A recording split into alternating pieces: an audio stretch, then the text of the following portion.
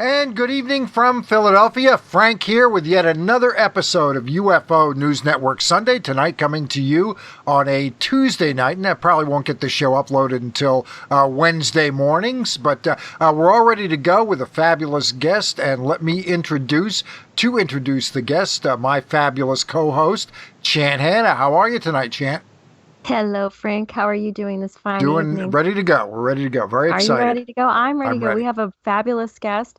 He wrote a really wonderful paper and that we're going to go ahead and go over with him very carefully, among a few other topics. Frank Milburn is our special guest tonight. He's a strategic and operational advisor, a former intelligence officer. He is an alumnus of Sandhurst and the London School of Economics. He's previously written for the Middle East Economic Survey, the Combating Terrorism Center at West Point, and the Institute for National Securities at Tel Aviv University. Wanted to give a little bit more background on our special guest. From the late 80s through the late 90s, Frank, you joined the military at the age of 17, got picked up for officer training, went on to a university. You then became involved in intelligence work. You have also been involved in journalism, corporate investigations, oil and gas securities, assisting companies working in fragile states and hostile environments. For the past 3 years, you have been collecting, organizing, and researching the UAP topic. You have a desire to move the UAP topic into national studies slash academia related fields. Moving along here, you wrote a short article for the Begin-Sadat Center last year on Iran. You are not affiliated with the Begin-Sadat Center, which is a globally ranked nonpartisan national security and strategic studies think tank connected to Bar-Ilan University, which is also Israel's largest university. That short article you authored on Iran was the beginning of your relationship towards approaching the Begin-Sadat Center with a proposal to publish this fascinating UAP-related paper. Isn't that correct, Frank? Yeah, good evening to you guys, or rather good morning to you guys from here. Thank you for the very gracious intro. Yes, the article that I did on Iran for the Begin-Sadat Center was really my first piece for them. And when I actually did that, I had no idea that I'd be approaching them sort of like a year later with a proposal to actually write a much longer paper on UAP. So that's how that happened there. I was quite surprised, but happily surprised when they took me up on it, that they were sort of open-minded to it. But then obviously I did have to frame it very much in sort of strategic studies terms for the readership there and to get it past their editorial board. Really quick, Frank, who is the intended audience when you're writing a paper for the center? Well, that's a good point. For there, I mean, obviously you want to, the readership of Begin-Sadat Center will be people in both the Israeli and international sort of like, military intelligence communities. Academics who are interested in, modern international history, Middle East politics and history, sort of strategic affairs in the Eastern Mediterranean, relations with Turkey, Iran, all those subjects there, but also as well academics further afield. So Begin-Sadat Center was well known to me before because I had an interest, for example, I've had a long-standing interest in the Middle East, and I've always, sort of looked to Israeli think tanks for information because they're located right in the heart of the region. So that was an obvious first point of call for me. Well, I have many questions. So, Frank, if you want to ask your questions now, it's up to you. No, just go ahead, and Sure. we'll just play it as it comes. Sure. Okay. Well, I want to ask a question I actually know the answer to, but for our listeners' sake, so Frank can have the opportunity to answer it, I'm going to go ahead and preface this question first with an article that was actually published by the New York Post titled Harry Reid Claims U.S. Government is Hiding Key Evidence of UFO Encounters by Lee Brown on October 13th of this year. And I'm just going to read a tiny bit of it. It says, the 80-year-old politician claimed in a new documentary, The Phenomenon, that there's more than one up there, and even believes they may have interfered with American weapons. Asked if he was saying that there's some evidence that there still hasn't seen the light of day, he said, "I'm saying most of it hasn't seen the light of day. We have it. It's there." He continued on, and basically, he's just saying they did everything they could to stop the program from going forward. They wanted nothing to do with this, Reid said of the government's resistance to his program trying to expose the truth. Nobody has to agree why it's there, but shouldn't we at least be spending some money to study all of these phenomena? Shouldn't we study this stuff? The answer is yes. That's all this was about. And why the federal government all these years has covered up, put brake pads on everything, stopped it, I think it's very, very bad for our country, Reed said. Now, I just wanted to mention something and then ask you a question, Frank. I've noticed in these articles that Reed and others appear to vacillate at times between saying we, meaning, say, the U.S. government or some governments around the world, might have access or are privy to non-human related technology or technologies, and then they say that we don't study the phenomenon enough. So it's either one or the other, or maybe both. But my question to you is, do you think it's possible some governments around the world are playing dumb regarding the UAP topic, meaning they know more than what they're actually revealing? Well, I think that's a dead certainty. I mean, you only have to look at Richard Dolan's seminal work on UFOs and the national security state to know that to be the case. The key question is, what is the extent of the material that they have in their possession, and how have, I'm talking to scientists involved in studying these materials. So what is the extent to which they've been able to exploit the technologies that they have within their grasp, so to speak? And if we take Professor Eric Davis's, recent statements, both last year to Alejandro Rojas, which I referenced in the paper, and also emails that I presented in my paper, it would seem to be that, yes, they do have, technologies in their possession, but they're having a very hard time actually sort of understanding them and leveraging those technologies for advances. Now, my understanding is you do not believe there will be full disclosure on the UFO / if there was ET topic. Isn't that correct?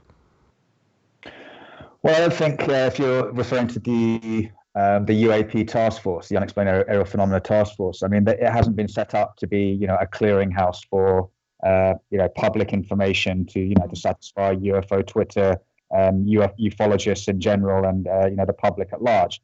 It's basically been set up to satisfy American military and intelligence and scientific requirements as to the nature of the phenomenon, whether it presents a threat, and what military and other advances can be gained from it technologically wise. And if you look at the 38 defense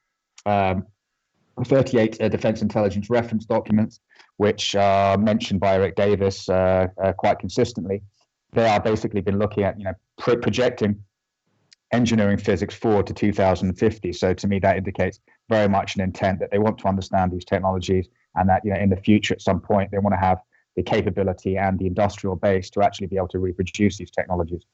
Now, what I'm about to ask you, sorry to interject, you may have actually answered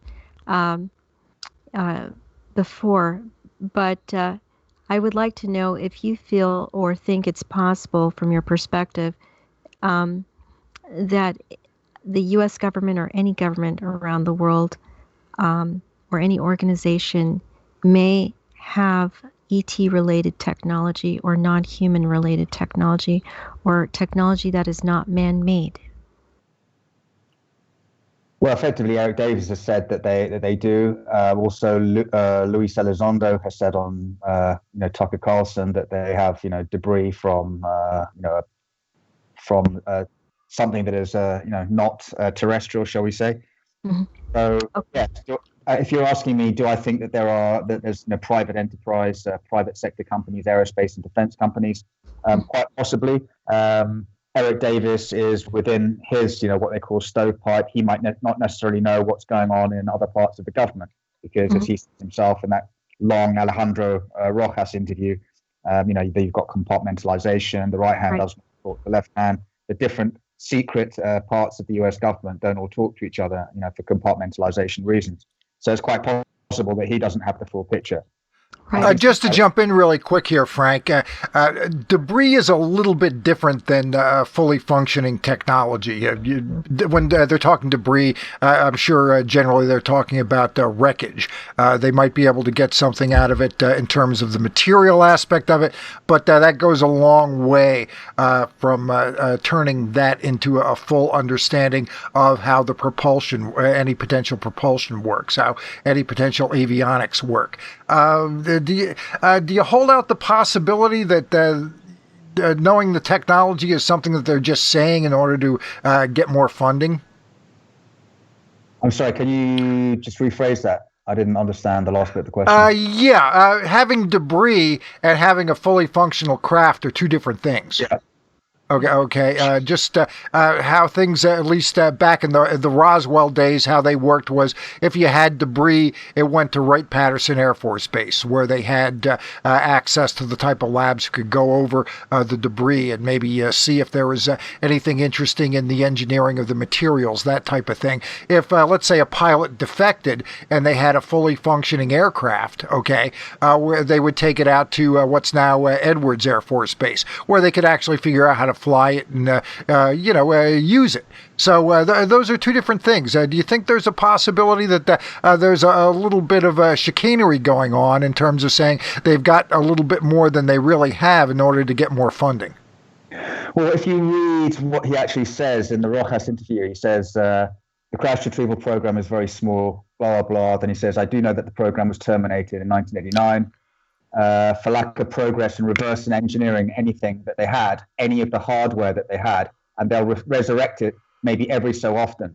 So many years will go by, and then they'll try it again. Okay, so they're saying that he's saying there that they've got some hardware. Now, whether that's parts of a craft or whether that's like a complete craft, I don't know. But I think the key point he's saying that they're not having a lot of success in developing that technology for use.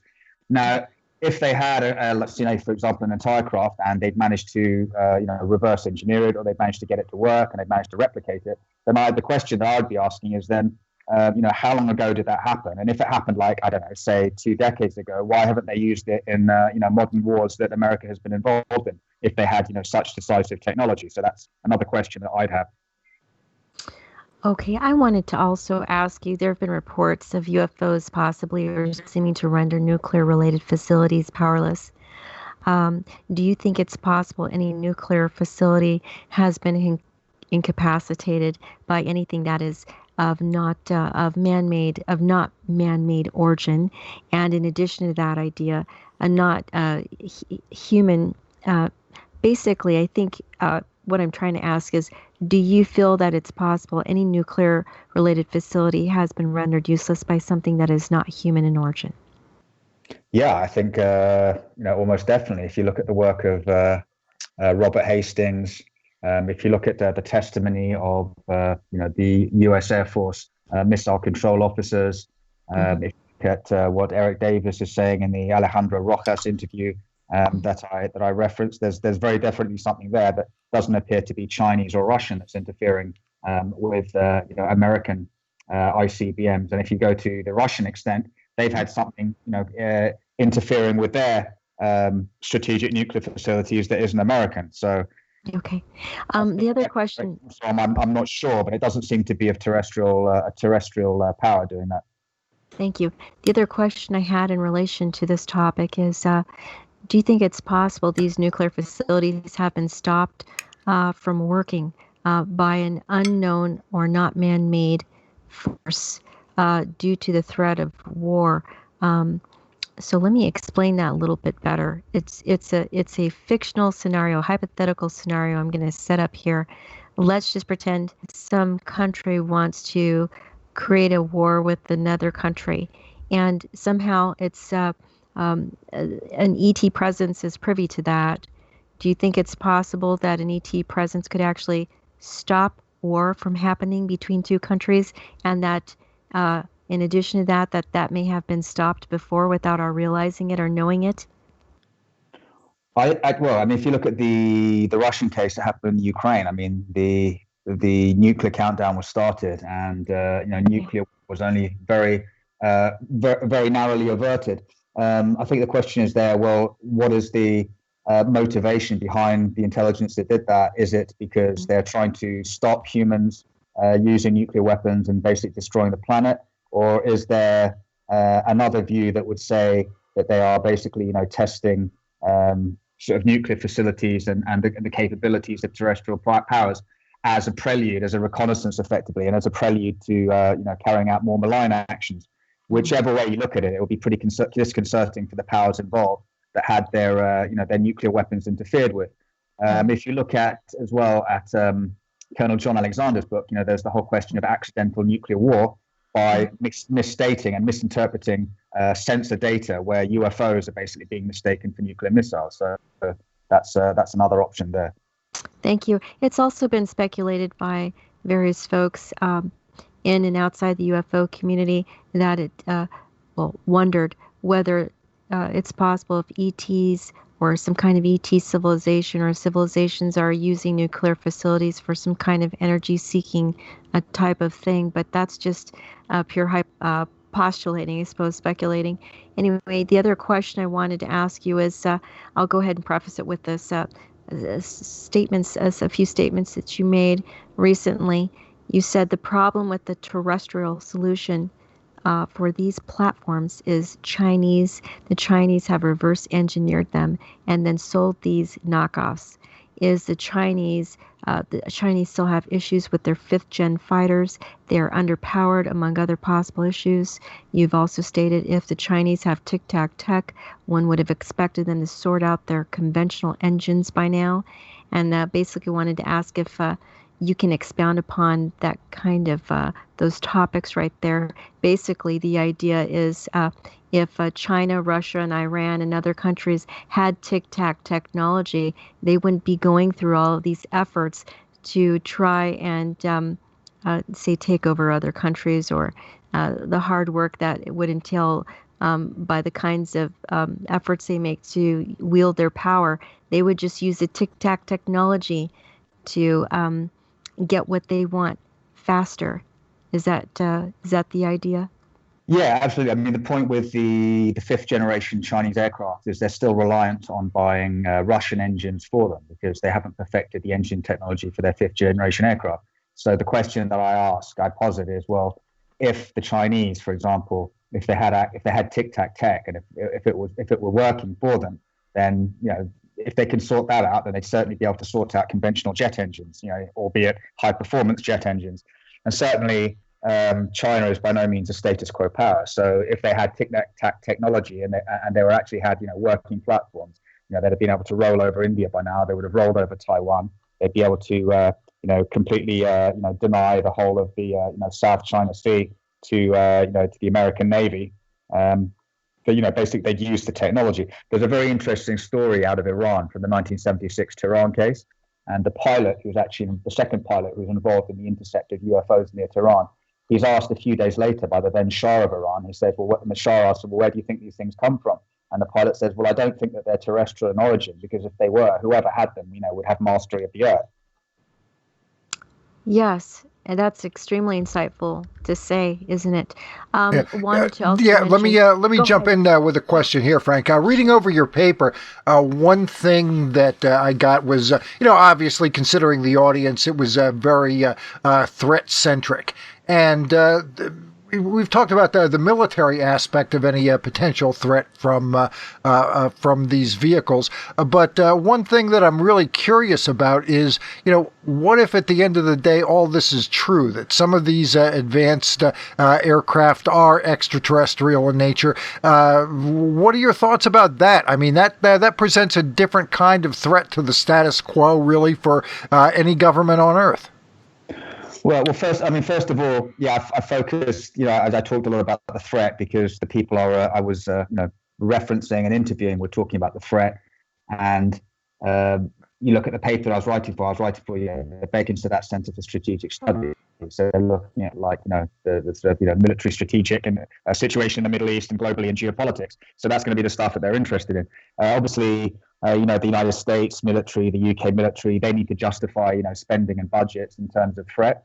And it really depends what is the source of threat. Okay, so there's two different schools of thought. Are other intelligences, whether they're extraterrestrial or from another dimension or from wherever, which we still don't know, or most of us don't know, do they have benign intentions or do they have malign intentions? They certainly have the capability to have to present a threat if they want to be a threat. It depends on what their intentions are, but without knowing exactly who or what they are and potentially where they come from, it's very difficult to assign intentions to them.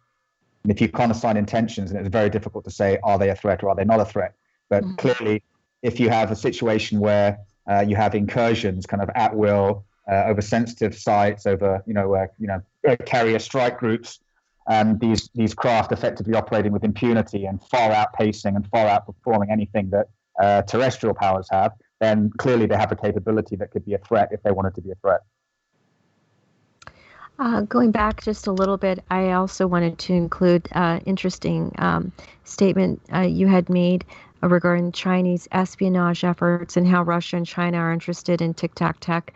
You've also stated never underestimate the power of your adversaries, and or basically never underestimate your adversaries. And you mentioned how the Chinese are making considerable advances in other types of tech, such as quantum computing, for one. Can you touch on any or part or all of that?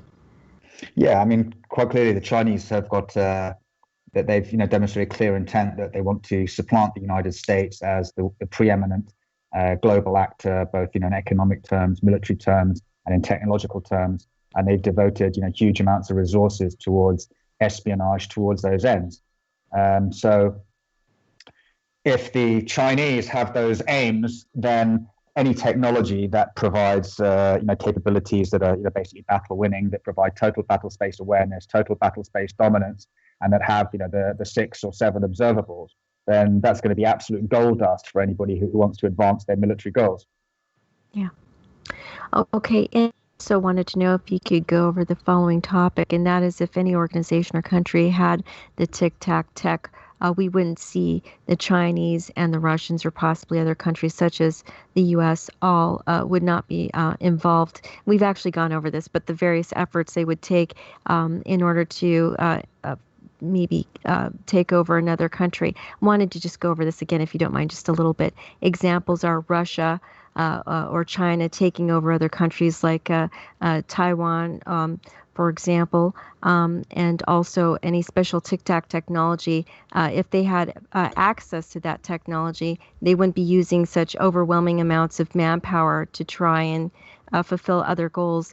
You stated that the Chinese, you just said, would have ruled over Taiwan and India if they had tic-tac technology. And you've also mentioned how electronic warfare, nukes, subs, hypersonic missiles have been prioritized. Can you talk about any of that?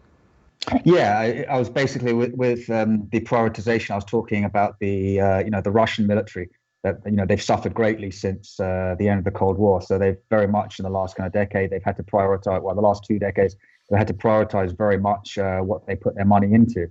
If you look at Russian activity in Ukraine, around the Baltics, there's no doubt in my mind that if they had access to game-changing technology, and not just the technology itself, like sitting in a laboratory and one platform that they could use, but if they could actually deploy it in kind of multiple platforms, there's no doubt in my mind that by now they would have reconstituted the former Soviet Union.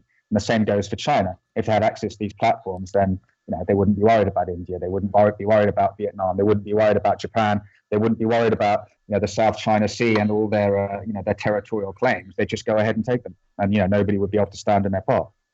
If they had the technology, they would use it. I had a kind of an interesting idea I had never thought of before that occurred to me today that I wanted to ask you about. And that is, do you feel it is possible or think it's possible the reason why first world countries or other kinds of countries want to go to the moon and mine mine asteroids is to get the kind of material they feel they may need in order to create the tic-tac technology, if they're privy to that? Do you think that might be one of their goals? You'd be best off asking a scientist that, but I mean, it's not beyond the realms of possibility. But I mean, there's plenty of minerals out there that will provide any country or corporation that can mine them and bring them back like huge amounts of money. So there's probably just as much a more prosaic motive, a profit motive. If they can find I wonder minerals, then they'll go for it. I'm sorry, you cut out there. I apologize that you were done. I asked because I was just wondering if perhaps there are any rare materials involved in the tic-tac, in any kind of tic-tac related technology. Perhaps maybe those rare kinds of materials could be found on asteroids or the moon. That's pretty much why I asked. But anyway, I did have another question for you. And this question is from Earl Gray, who's the Assistant State Director of Southern California. He's a chief field investigator and, among other things, regarding the topic of UAPs. He said, here's my question. Reading Jack Sarfati's quote, "The strong gravity near-field distortions will blend electromagnetic waves bouncing off the tic-tac, causing apparent mirage shape-shifting and even stealth cloaking, if desired by the controlling, probably full-conscious AI post-quantum computer autonomous drone." End of quote. Does Frank believe this is why the tic-tac can go at such fast speeds, reportedly Mach 18? Doing sudden 90-degree turns without harming the pilot because the pilot is non-organic? Does Frank believe that most UFOs are piloted by AIs? So I'll just ask you, he asked a few questions there. Let me ask the first one to you, and that is, does Frank believe this is why the tic-tac can go at such fast speeds, reportedly Mach 18, doing sudden 90-degree turns without harming the pilot? From what I understand from Jack Sarfati, and at the end of the day, he and Eric Davis would be the best people to direct these queries to. And you can look at Jack Sarfati's papers on academia.com. From what I understand from Jack Sarfati is that the tic-tac creates basically like a localized warp bubble. So that means that basically within the craft, it has maybe like a 1G environment, which means that whatever G is going on around the craft, it doesn't affect the pilot. If there were in fact biological entities within the craft, I mean, it could very well be that they are completely autonomous AI and there's no sort of biological entity within the craft. Okay. Yeah, let me jump in here with a quick question. Going through your paper, Frank, I saw a quote that I'm kind of chuckling to myself about it because I think it's pretty accurate. A very simple system is available to grade sources and information, and ufology would benefit greatly from its application. Then you go on regarding source reliability is graded from A to F, A being completely reliable, F can't be judged. Information is graded from 1 to 5, again, 1 being confirmed by other sources, to 5 cannot be judged. If a source chooses to remain anonymous, then neither the source nor the information he or she provides can be assured in public, so any claim based on either remains theory or supposition. I thought that was really interesting, and I know part of what you do is sort of digging through data, acquiring information, that sort of thing.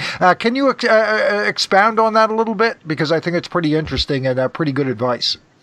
Yeah, I mean, that basically comes from sort of like a bog standard, NATO methodology for assessing sources and the information that they provide. The problem in ufology is that there's so much kind of like woo-woo out there, and so many people providing completely unsubstantiated claims. I mean, for example, it's not a criticism, but for example, with the Wilson documents that I referenced, it's like, well, he said this, or I know somebody who said this, and they're a very credible source. Well, I need to know who that source is, and that way I can assess whether they're credible and whether the information that they provide is credible. And I think if there were more of that, actually, pinning down who or what the source is, and then comparing, and then assessing the information and comparing that with credible information that's been assessed correctly from other sources, then there'd be a lot more sort of positivity in ufology, instead of just what I've said is theory and supposition, which doesn't really help anybody. Yeah, just for your information, Chant, just for your information, we've done a lot of digging on the Wilson documents, and some of it very interestingly checks out, and some of it does not. Just really quick, just to follow up, as far as when you're trying to dig through information, what happens if you get that sort of mixed bag? Some things check out, some things don't. I mean, how do you break it apart? Do you judge the whole package and say A to F, or do you say, well, this checks out and this doesn't? I mean, we run into a lot of that in the UFO racket too, especially with the Wilson documents. Yes. Yeah, there's a lot of things that that are not going to check out, and also I said things about theory and supposition. What I should really have said is it really depends on the theory. I mean, some people come out with fascinating theories, but they don't provide any proof to them. But that doesn't mean the theories aren't not valid, and then that they're not worth further exploration. Richard Dolan, he's just written a fantastic new book, Alien Agendas. Some of that touches on the work of David Jacobs. Now, David Jacobs, he's done, for example, thousands and thousands of regressions. To me, he's very, very credible. But can you definitely prove that the information that he's derived from those regressions is 100% accurate? I don't know, but it's definitely a very, very interesting theory, and I'm definitely interested to know more. Now, you can have situations, for example, where you've got a very reliable source. Okay, you know who the source is. Maybe they want to remain anonymous for their own reasons, and you respect that. And they've heard something that they believe, but they could be honestly mistaken. I mean, that the sort of parsing through information can be very, very tricky in circumstances like that, can it not? Yeah, absolutely. And that's why you kind of want to triangulate the information so that if you do have a fantastic, somebody who comes out with something, an extraordinary claim, but they are a very credible source, but they on their own cannot prove that information. Then you have a need to cross-check it with another reliable source. The conclusion I came to on the Wilson docs, which Frank knows so well, that I actually researched for a very long time, from the point it actually hit the internet on basically until recently, was that it is not authentic in its entirety as it stands. I did actually... Yeah, and just to jump in, since Frank, wouldn't be aware of our work on all that, but to accept it as a legitimate document, I certainly wouldn't do that. But we found over the years in the UFO field that a lot of times there are players, and some of them are former intel guys. And I don't know if his name has come up, but a guy named Richard Doty, I don't know if you've come across that name in the past, who will put out some fact-based fiction. Some of the facts really do check out, and it's very well researched, but you're also finding, there's a good bit of fiction in there, and to take it as a literal truth is kind of a mistake. I guess using a sort of a biblical parallel, you can get some value out of the Bible without necessarily believing that the universe was created in 6 days. So that's the best analogy I can come up with. Anything else you can tell? I mean, you've got the intelligence background. You've made a career out of ferreting through what I'm sure is oftentimes even a bigger mess than what we deal with in ufology. Any other advice? Anything else you can share with us on that? Well, I'll just say, with the Doty example, he was a Air Force officer, special investigations officer. So, if I'm not incorrect, so part of his remit would have been basically to provide this information so that perhaps if there were a top secret terrestrial exotic project, to make people think that it was a UFO, so that diverts their attention from the reality of the situation. But the other problem I think in ufology is the kind of like charlatans involved. People just coming out with absolute BS, which makes life very, very difficult and kind of and miserable for sort of genuine, hardworking, more conservative ufologists who are actually doing a very, very good job and trying to uncover the truth. Yeah. And since we're on this track, I did want to ask you about this. I told Chant that I wanted to ask you, and this seems as good a time as any to bring it up. Over the last couple days, the former head of Israel's Defense Ministry's Space Directorate, and I'm sure you can give a little bit of background on how important that particular position is, but he's the former head. Haim Eshed has gone on record, so he's a credible guy. He did hold that position, and he's saying some pretty extraordinary things, how the extraterrestrials have been in contact with us, that, there's this galactic federation out there.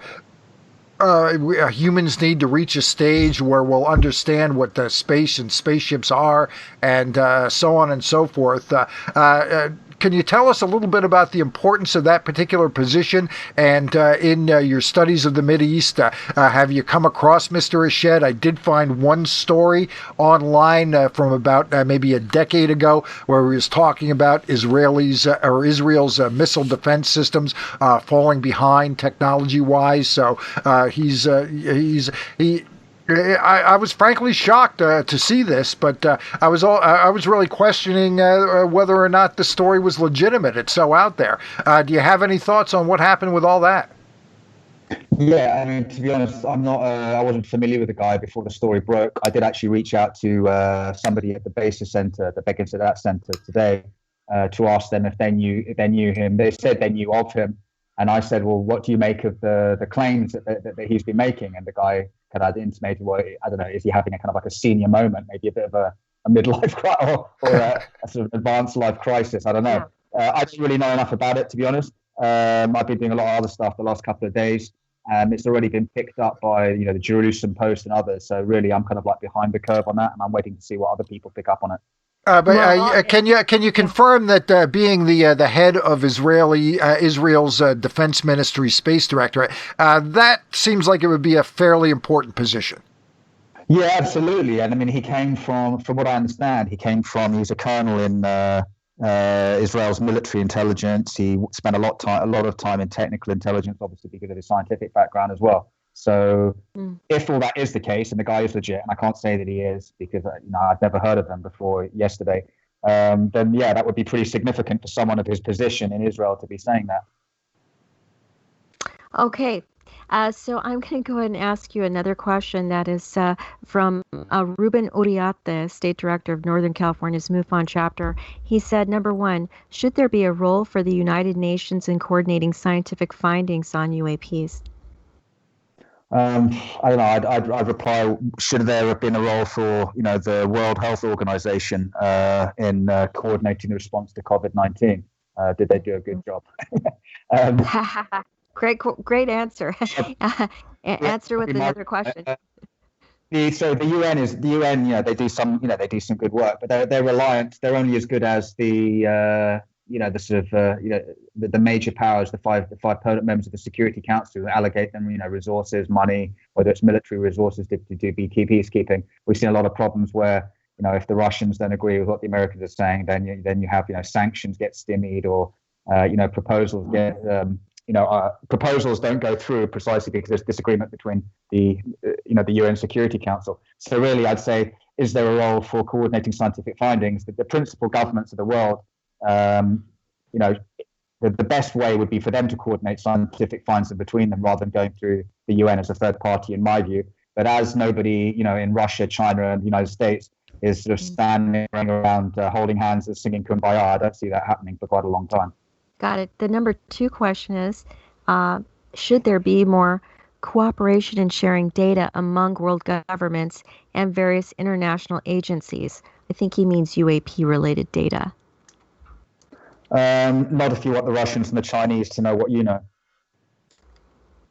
Yep. And I didn't actually hear that.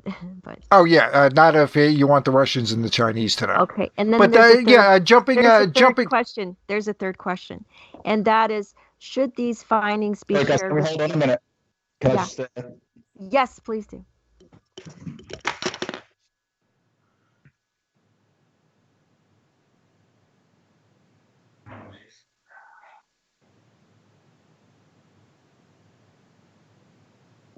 Stop it.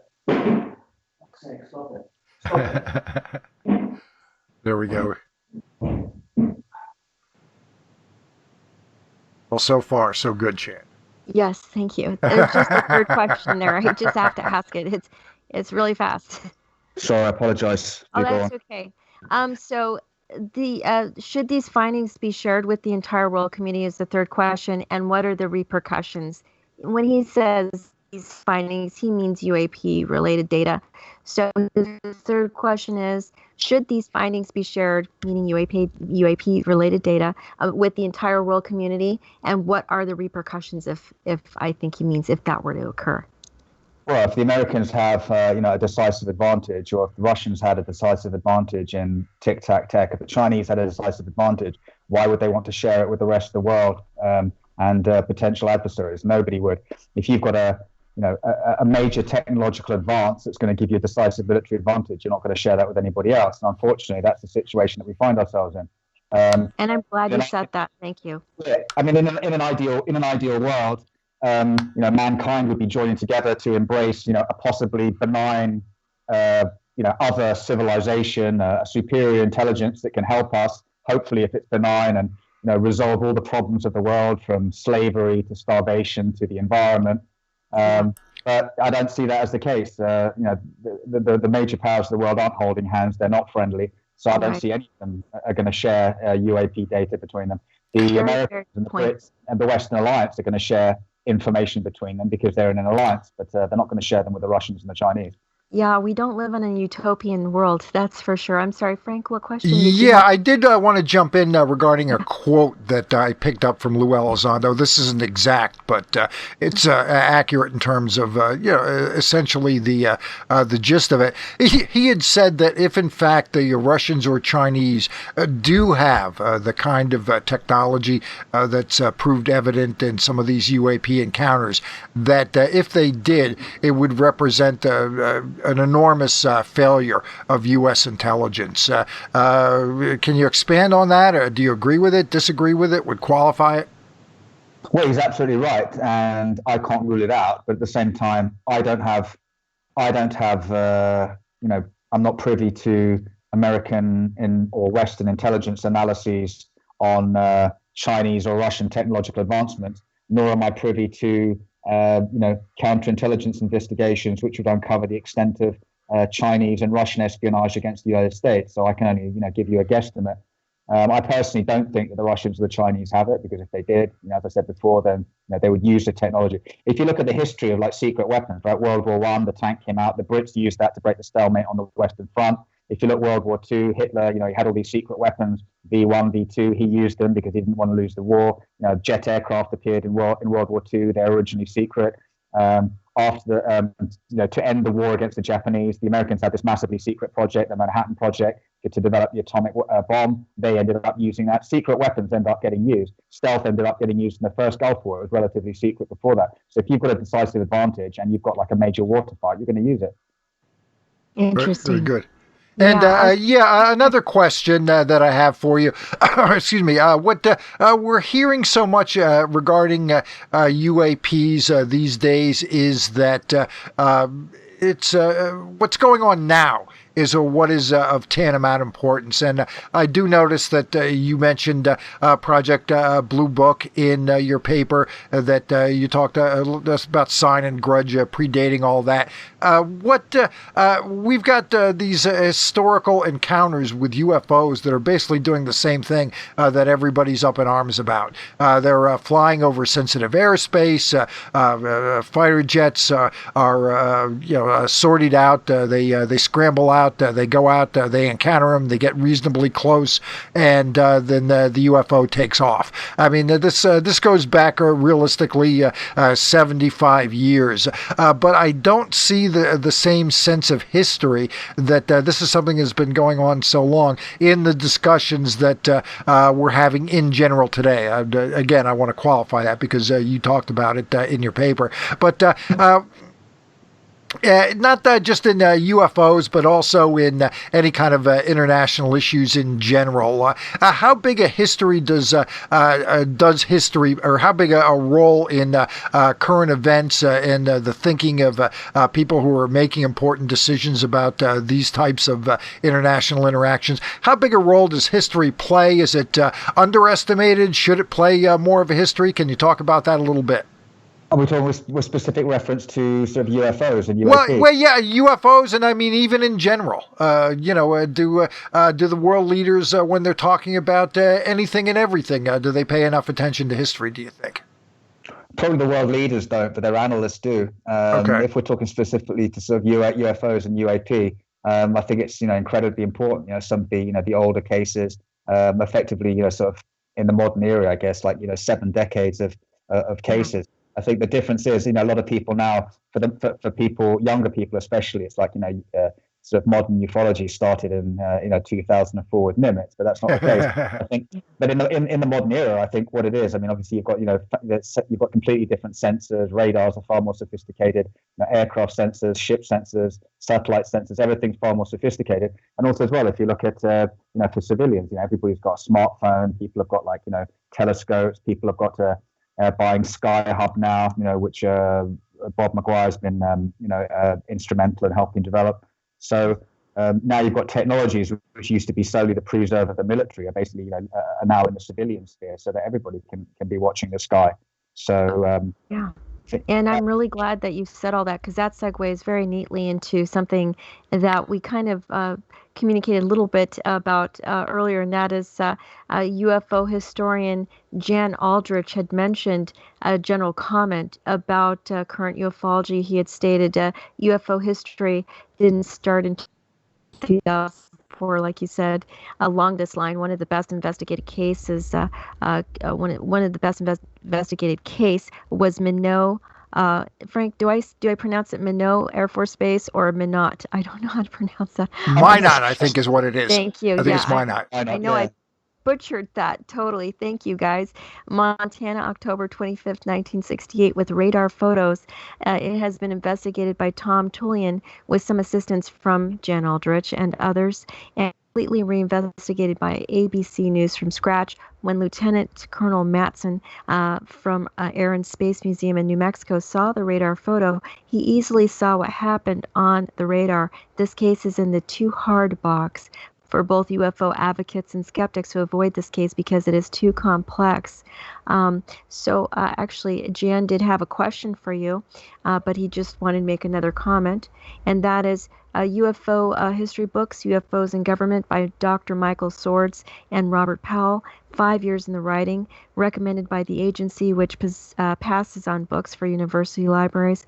All the usual suspects have it: Harvard, Yale, Northwest, etc. UFO history on the cheap, meaning you can buy these books, are the Report on UFOs by Captain Edward Ruppelt, UFO Evidence edited by Richard Hall, UFO Cover-Up by Barry Greenwood. And his question to you is, one of his questions is, during Commander Fravor's chase, his radar was jammed.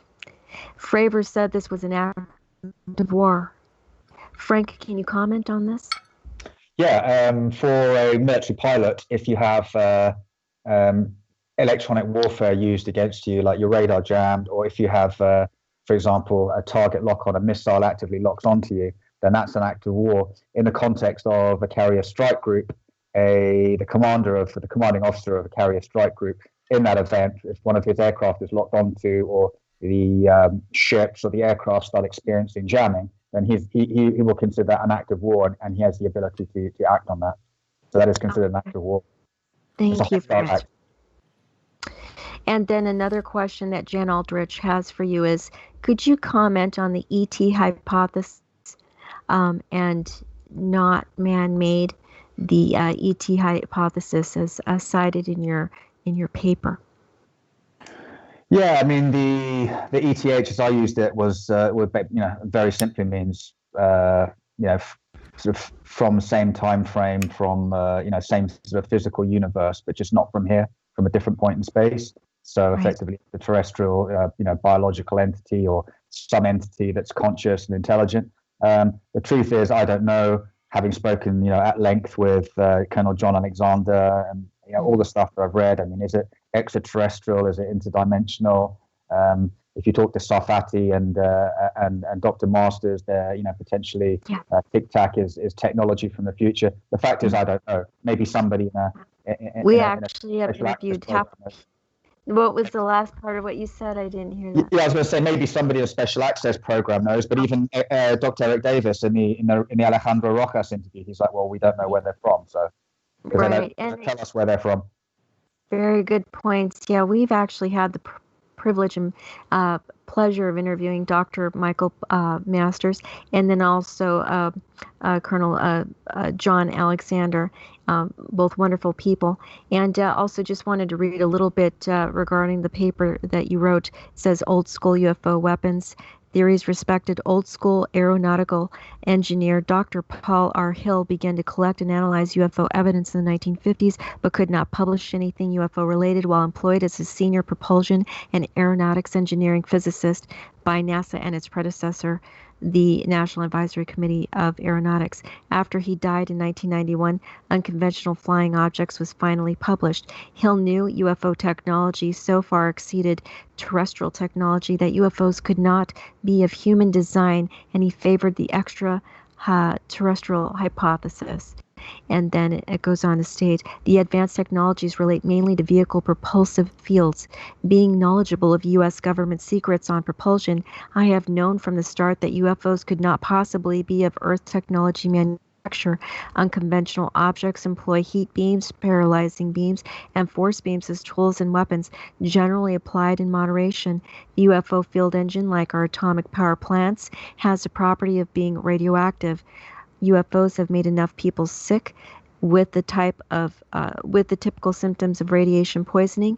It is concluded that the observer is hit or missed by the radioactive rays, depending on his proximity and the sharpness of focus of the harmful rays, as well as whether the UFO tilts so that the rays strike the observer. Source: Paul R. Hill, Unconventional Flying Objects, Hampton Roads Publishing, 1995. I think it's really important people actually read your 58-page paper. You spend a lot of time on it, and it's extremely extensive.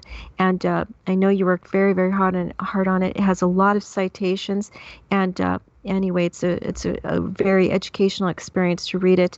I did have another question for you from Keith Basterfield. We all know Keith. He's a good friend of ours. We've interviewed him before. I have multiple times. And he stated, actually, he asked you two questions. He said, what started off your interest in this topic? Sure. I mean, I suppose my parents originally, they were kind of from the sort of the von Daniken, Chariots of the Gods kind of generation. I've actually got some books of my parents going back to the 1960s, which I was amazed to find, like Uninvited Visitors, where they were looking at UFOs. I was always brought up to have a kind of open mind about it. I was always interested. I read like Timothy Good books, and then I got into kind of Richard Dolan. I really kind of got the bug for it about 3 years ago, getting more, or 3 or 4 years ago, getting it more into Richard Dolan's work. And then what actually got me wanting to write the paper, I was actually very inspired by Keith himself, both by Richard Dolan's work and also by Keith. He was talking on Erica Luke's channel, and he was talking about mentoring sort of ufologists and new people to the field. And he basically said, like, find a topic that interests you, something maybe that other people haven't covered, and kind of go for it, start researching it and see where you can go with it. And that really inspired me. And that made me think, well, actually, hey, I've been writing about Middle East stuff, but actually I'm really interested. I'd like to write something about UAP. And that kind of inspired me to want to write about it. Yeah. Let me jump in real quick here, and Frank, with your background in intelligence, I'm sure we certainly do it all the time here. We've got to do it. We don't have too much choice, really. You've got to make assessments based on incomplete data sets. And since over the last 3 years, obviously things have really picked up regarding the UFOs. But what we're hearing about actual cases is we've got the Nimitz case, of course. We've got the Roosevelt case where the two videos came out, and Ryan Graves and a coin, I believe his first name was Daniel, if I remember correctly, talked about their sighting. That was around 2015. And within the last week or so, another story's come out about a possible photograph that was taken perhaps from a jet going off the Dwight Eisenhower. So we're hearing about maybe three, and maybe another one. I've got it confirmed from a good source that they did look at the Stephenville case, which took place in Texas in 2008. So you're talking about less than a handful of actual cases, and it's a very with an incomplete data set like that. All you can really do is look at this UFO subject and say, well, they can't be happening that often, these really extraordinary cases. They can't be happening that often, or we'd be living in a different world. But they're happening often enough. So can you speak to me a little bit and maybe provide some advice for the folks at home? How do you handle incomplete data sets when you're looking to assess something? Yeah, I mean, that's the problem.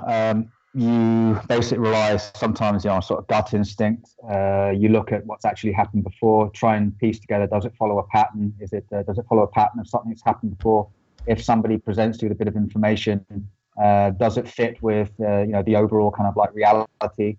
Does it fit with what you've heard before from other people? Just on cases, another great case that we shouldn't forget about is the Aguadilla Puerto Rico case. Aguadilla, yeah, which showed the transmedium craft, which was actually a really fantastic case. in terms of data sets, I think people like the Scientific Coalition for UAPs. For UAPs. I mean, they've done absolutely fantastic work with the resources that they have and with the data sets that they've been provided with. And I definitely recommend anybody to go and look at their site. And actually, I'm thinking about approaching them myself because they're really, really impressive bunch. Yeah. So what people Rich Hoffman's a really accessible guy. So you should have no problem talking to him. Board. Yeah, and I reference them heavily. I reference them heavily in my paper. But I think that's really the way ahead. Organizations like that. I mean, they're really taking it to the edge in terms of the ufology studies. So to our listeners, if you're interested in what Frank is talking about here, what you do is you look up the SCU, which is the Scientific Coalition for UAPs. Go ahead, Frank. Sorry. I just wanted to ask a little bit of a follow-up question, and you know what? I got distracted, so I forgot it. Oh, okay. I'll jump back in before we get... Yeah, go ahead with what you got. That part 2 question that Keith Vasterfield had for Frank, and that is, have you had any official response from anyone in Israel? And if so, can you please touch upon that topic? Yeah, I've spoken to former Israeli Air Force person, but I'm not able to share anything about that. To be honest, the focus of the paper, I had it published with an Israeli think tank, but there wasn't any focus on Israel at all. Some people have said, "Oh, why isn't it focusing on Israel?" Well, if you look at the title, it says the Pentagon's UAP task force, right? Not Tel Aviv's or the Israeli, the Israeli Defense Forces, UAP task force. So it was focused on very much on what's happening, in the American side and the British side. So I haven't had any response from anyone in Israel, and to be honest, I didn't approach anybody in Israel. So I had a very specific topic, that I wanted to cover. Right. And I think you've made that clear in also another show when you did an interview. I wanted to go ahead and also ask another question that Jeff Krause, the state director for MUFON Southern California, had for you. And he said this: please ask Frank what he thinks of my theory that the Tic Tacs are merely autonomous drones that in some instances are used as diversions to draw anyone interested away from the real asset. Do you have any comments you'd like to make about that? Yeah, I mean, they could very well be. I mean, there's this. The thing is, throughout history, and this goes back to what we talked about in terms of like UAP history. There have been so many different sightings of different craft, the huge variety of craft, the huge variety of occupants. So it's quite possible. I mean, humans use autonomous drones, right, to go to Mars, to go through the universe, to go to other planets, to take samples from asteroids. And also as well on Earth, whether it's, using drone technology. If you want to, instead of putting people in harm's way, you can use machines to do that. Right. Now, Jan Aldrich actually did have another question for you. And he asked, Elizondo, and to a certain extent, Christopher Mellon, spent years talking to UFO people who have little money, understanding, nor credibility, instead of scientists and national security professions, etc. Can you please comment on this topic? Well, I don't know. From what I've seen, if you look at Unidentified, their program, I mean, they're talking to a lot of former military professionals. They're talking to pilots. I mean, you've got some great witnesses right there. In terms of the UFO people they're talking to, they talk to Robert Hastings, who's basically the UFO and nukes guru. They talk to David Marler, who wrote the fantastic book on triangle UFOs, which had the foreword written to it by Colonel John Alexander. So I don't know if I really agree with that statement. But then again, I don't know all the other people that they've spoken to. True, right. I understand. Frank, I actually had some of your questions. Did you want me to read a few of those for you? Well, I remembered mine. I had just brain cramped a little bit while I was looking at the board. Sorry about that. Excuse me, Frank, one thing that sticks in my craw a little bit regards classification of data that could be useful to the outside world, specifically the science community. There was an example of this. This goes back a ways. The Navy Navy had apparently mapped the ocean floor back in the 1930s. This actually predates World War II. That information was classified for a long time, and it turns out once it was declassified, scientists were able to get hold of it and come up with some theories regarding the Earth's crust and continental drift and all that. Can you talk a little bit about, why things get classified? I think you would agree that a lot of things get classified that don't really need to be. And can you talk about that process a little bit and what you think of it? Well, that specific case about the ocean floor, I wasn't aware of it, but I'd imagine it's because, they didn't want to give advantage to other countries' navies and specifically their subsurface fleet. There are going to be cases where, countries have excessive...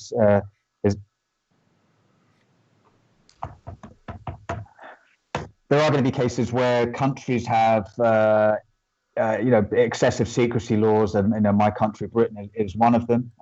They were late for sort of freedom of information about UAPs, especially, whereas other countries like France and Italy were already being a lot more forthcoming with their citizens. So there's always going to be cases where there's excessive secrecy. Okay, well, I just want to thank Frank for having been on our show tonight. You allowed us to go ahead and ask you just about anything that we so desired, and I really recommend folks, please do check out his fantastic paper that he wrote. And, it's a really wonderfully written paper, and he worked very hard on it. And we appreciate your time here, and we look forward to interviewing you again in the future. Thank you both very, very much. Yeah, Frank, it was great, and I would highly recommend. I'll post a link to it in the file once we get it uploaded over on YouTube. And to tell you the truth, people are coming to this particular subject all the time. Not everybody who's new to it started the 3 years ago when all this stuff picked up. So if you're looking to play catch-up, you're just getting into it now. Really, I mean, it's... Frank, I do want to ask you one question. It's quite a paper, but why did you stop? If you'd gone on a little bit longer, you might have gotten a book deal out of it. Yeah, I mean, I had a specific kind of mission in mind that I wanted to accomplish, and it actually was a lot longer than I expected it to be. Initially, I was thinking it would just be like sort of 4 pages, but actually, it deserved to have the topics covered properly. Yeah, but seriously, if you're looking to play catch-up on the subject, that is the paper that you want to read, I would say. I mean, really, it's all kind of in there. So, go take a look at it. Absolutely. Yeah, and thank you very much for having taken the time to write it, because I know you didn't just write it one night. It took a long time, and it took a lot of effort, so thank you. Thank you both very much. Yeah, and thanks so much for joining us. I really appreciate it. So we're going to wrap up now, and thanks everybody for joining us. Chant, do we have anything on the agenda for this weekend? We do, but we're going to let Frank go now, and how about we just continue talking after he goes. So thank you, Frank, very much. Thanks, guys. Much appreciated, Frank. Thanks so much. Actually, yes, we do have a special guest who'll be on this weekend, and I think that we'll have him on Saturday. Okay. Did you want me to mention who he is? It's up to you. Let's just wait because Saturday's a few days off and anything can happen. That's but true. okay, That's true. We've been busy again lately. Actually, I'm kind of glad you brought this up, because on December 13th, as I stated on our other show, I have an end-of-the-year show where I'm probably going to have about 20 different guests. I will have multiple scientists on that show. I think I'll have a doctor and also a police officer and many folks who are forensic investigators regarding the UFO UAP topic. All of these folks have spent the better part of their lives or many years dedicated to the UFO slash UAP topic. And we'll be covering that end of year show on December 13th at 4 p.m. Pacific time. So I invite all of our listeners to listen to that, and I'll be publishing that to my channel. And I just thank you very much for having asked what we're going to cover this week, because we're going to cover 2 things. One is that we're going to have a wonderful special guest on Saturday who's actually known worldwide. And then I'll be having that end of year show myself for my channel, The Chant Hannah Show. There we go. And then I've got a vacation coming up. Let's see, at the end of next week. So I'm really looking forward to that. Yeah, and maybe we can do a few more shows while you're on Maybe we vacation. probably will get one or two in anyway. Yeah, So yeah, all that right. would be really nice. Hey, really glad we did this show. Thank you Yeah, so yeah, much. It was yeah, yeah, really, yeah. Absolutely, absolutely. yeah, Well, I did a I little had bit more on the interesting. last show, and then you kind of carried the ball on this one. But I did have a few questions for Frank, and he's a great guest. Absolutely. Yeah, So I yeah. hope we hear more By the from way, him as time goes I on. I just want to tell our guests, if you heard anything in the background, I can tell you what that was.